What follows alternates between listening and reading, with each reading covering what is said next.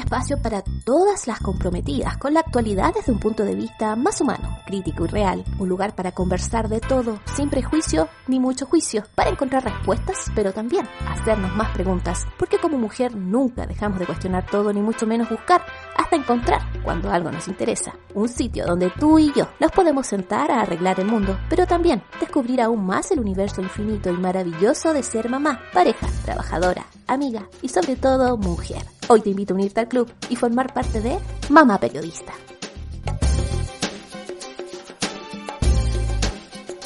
Hola mamás, bienvenidas a un nuevo episodio, a una nueva temporada de Mamá Periodista, el capítulo número 6 de esta tercera temporada, un capítulo en el que quiero aprovechar de agradecer a todas esas mamás que han llegado de distintos países a este podcast en busca de información, de educación, y a todas aquellas que todas las semanas nos siguen fielmente para aprender y educarse un poquito más sobre la maternidad. Y el día de hoy vamos a hablar un tema que suele ser muy común, donde hay mucha pregunta de las mamás al respecto, mucho mito, y es ¿cuándo debe comenzar mi niño o no debe comenzar a hablar? ¿Qué signos presenta cuando comienza este proceso? ¿Hasta cuándo es normal que no hable? En fin, un montón de cosas que sabemos que no conocemos bien y que tenemos mucho desconocimiento. Y por eso hoy día traje una profesional de tomo y lomo. Ella es Mariana González, es especialista en lenguajes y trastornos del lenguaje en niños. Además, trabaja con la estimulación temprana y tiene un Instagram muy particular donde todos los días o periódicamente nos enseña tips y cosas a las mamás con respecto a la estimulación del lenguaje y del aprendizaje de nuestros niños. Así que bienvenida Mariana, Mamá Periodista, bienvenida y gracias por estar aquí. No, muchas gracias a ustedes por la invitación. Estoy muy contenta de estar aquí y poder brindar más información para derribar todos esos mitos alrededor del desarrollo de nuestros pequeños. Exactamente, porque todas las mamás nos dicen, no, es que tu hijo, es como que hay una competencia invisible entre las mamás, es como, es que tu hijo todavía no habla, es que tu hijo sí habla. ¿Quién y cuándo debería un niño ya comenzar a hablar? Aproximadamente. Esa es una pregunta que nos hacen, yo creo que de todos los días que subimos información a la página, todos los días nos preguntan. A veces son preguntas más específicas. Mi hijo tiene 2 años y no dice nada, mi hijo tiene 1 año y apenas tiene tantas palabras, pero hay que tener muy, muy claro como que el desarrollo del lenguaje no comienza con cuando se empiezan a presentar estas primeras palabras. Hay algunos prerequisitos básicos. Entonces, si yo tengo un bebé más pequeño, no quiere decir que no hay un desarrollo de su lenguaje o de esta comunicación, ¿no? Que es importante que debemos trabajarla. Muchos niños pueden empezar a generar las primeras palabras entre los 8 y los 12 meses de edad. Estas son las primeras palabras. Y siempre les digo que es importante que no solo esperen, por ejemplo, que el niño les va a decir las palabras al 100% en cuanto a la producción. Va a tener muchas aproximaciones de las palabras, ¿no? Entonces, ahí entramos al tema de cuáles cuentan como palabras y cuáles no. Muchas veces los papás me dicen, es que ya tiene 12 meses, pero solo dice mamá. Ah, muy bien, a los 12 meses, que es el primer año de vida, va a empezar a tener sus primeras palabras y podemos esperar que tengan 5, 10 palabras, ¿no? Que sí, esto va a ir aumentando. Hacia la edad de 2 años, el vocabulario crece muchísimo. ¿Por qué? Porque a la edad de 2 años incluso puedo esperar que mi pequeño formule estas frases u oraciones sencillas de 2 elementos. Dame pan, ven mamá, sí, sí más, ¿no? Sí quiero. Y en esta parte, bueno, el vocabulario de un niño que, por ejemplo, ya podemos clasificar como un hablante tardío, son 50 palabras, ¿no? Pero podemos alcanzar entre 100, 150 y hasta 200 palabras a la edad de 2 años. Y a la edad de 3 años, el vocabulario sigue aumentando considerablemente y podemos tener hasta 1000 palabras. Y los pequeños ya tienen un mayor nivel de estructuración, pueden hacer oraciones de entre 3 a 4 elementos, incluyendo los artículos, que si bien son palabras pequeñitas, pues ya son palabras que me ayudan a tener un contexto, y a la edad de 3 años ya puedo empezar a medir la claridad del habla. Entonces ya no solamente estoy hablando como de este lenguaje, sino también de su habla, de cómo es la producción, cómo son estos sonidos, se espera que los padres empiecen a comprender un 75%. Los que no viven con ese niño es posible que comprendan menos y está bien, no pasa nada, pero papá y mamá comprenden hasta el 75%. De ahí en adelante... Disculpa que te moleste. Sí, claro. Cuando se habla del el bebenés, como el idioma bebenés, que dicen que solamente entienden los papás, ¿a esa etapa te refieres? No, en realidad, por ejemplo, bebenés es más bien como baby talk, que muchas veces lo tenemos en niños que tienen estas aproximaciones, que intentan hablar y balbucean muchísimo. Por ejemplo, esto lo podemos ver en una etapa entre el año y los 2 años de edad, que intentan decir muchas cosas, pero realmente está lleno de balbuceo y a lo mejor una que otra palabra. Es un intento del niño de imitar el lenguaje adulto. Más bien a la edad de 3 años sí hay una claridad de lo que los niños nos dicen, pero hay algunos sonidos que todavía no pronuncian. Por ejemplo, la R todavía no se espera, la R, algunos grupos consonánticos con R tampoco se esperan, pero sí esperamos sonidos como la P, la M, la B, la L, ¿no? Entonces a eso se refiere con la claridad. Y ese mismo desarrollo en cuanto a la pronunciación pues va aumentando hasta que a los 6 años ya no hay ninguna dificultad, ni de lenguaje ni de pronunciación. Ok, ¿y cuál es la diferencia? Porque a veces hay mucha como confusión entre la estimulación y el desarrollo del lenguaje, porque dice, o del habla. Ahí hay términos y conceptos diferentes que igual me gustaría que pudieran aclararnos para saber, porque siempre dicen, no, es que voy donde una experta en estimulación del lenguaje o en desarrollo del lenguaje, ¿es lo mismo, no es lo mismo? ¿Cómo funciona esto? Bueno, yo soy terapeuta de lenguaje y también me certifiqué como instructora en estimulación temprana y considero que son cosas diferentes. Porque la carrera de licenciada en audición y lenguaje, pues es una carrera que lleva 4, en mi caso 5 años, y tú estás trabajando para conocer cuáles son estos trastornos del lenguaje, del habla, tanto con niños, adolescentes como adultos, ¿no? Entonces, es una carrera que conlleva muchísimos años de experiencia, de poder estar trabajando constantemente con tus pacientes.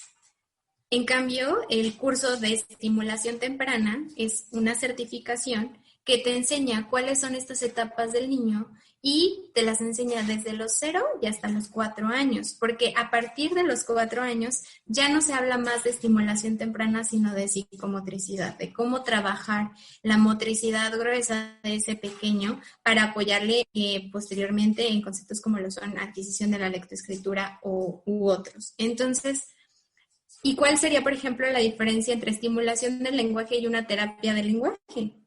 ¿No? Si yo tengo un pequeño que tiene un riesgo neurológico, como un pequeño prematuro, como un pequeño con síndrome de Down, que tiene alguna característica, entonces tenemos una intervención temprana de terapia del lenguaje más estimulación temprana.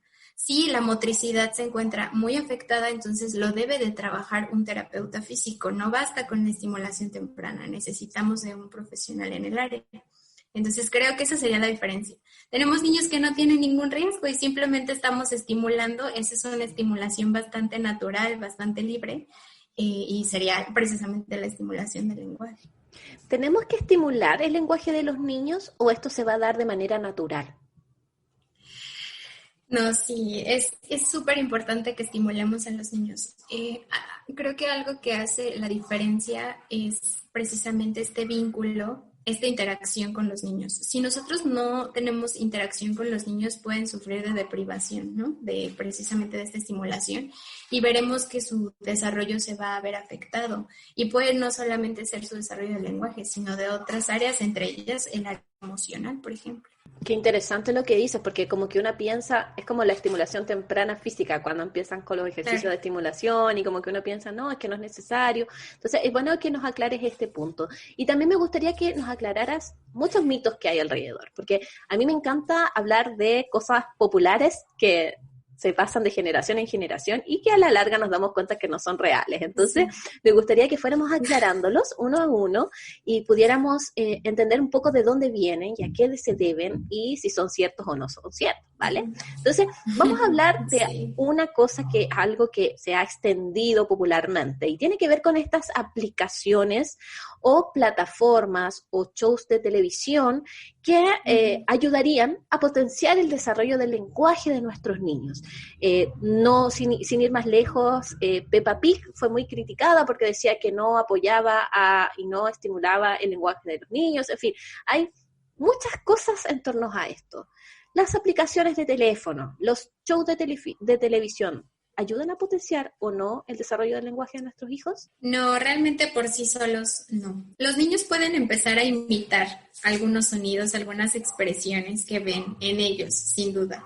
Pero algo que va a ser como el diferenciador es la interacción. Yo siempre les digo a los papás que también hay muchos estudios que demuestran que los niños no deben de estar expuestos a la tableta, al celular, a la televisión, si tienen menos de 2 años. ¿Por qué? Porque su desarrollo y su maduración neurológica también todavía se está llevando a cabo. Cuando yo veo la tele y cuando veo una caricatura, veo muchos colores, veo muchos estímulos, que es como olas de dopamina para mi cerebro.